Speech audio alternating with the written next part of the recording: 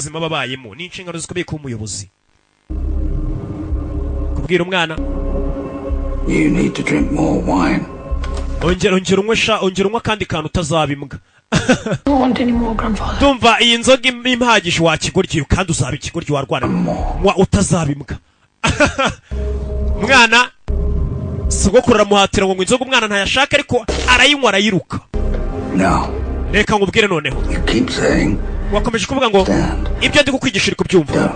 Ariko ikigaragara amagambo nakubwiye ntago uri kuyumva warwana we. I've just been drinking water. Je narindi kunywa amazi. You were drinking. Wari kunywa inzoga.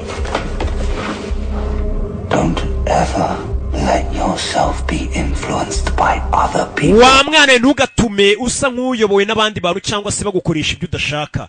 Ati muzima bwawe utazigera ukoreshwa n'abantu. Ikintu udashaka, jya ukora ibyo ushaka. Especially people like me. Cyane gukoreshwa n'abantu bameze nkanjye ibyo bashaka.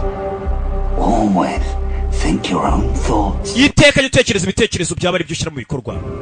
Wirengere n'ingaruka zabyo, z'ibyo watekereje ukabishyira mu bikorwa.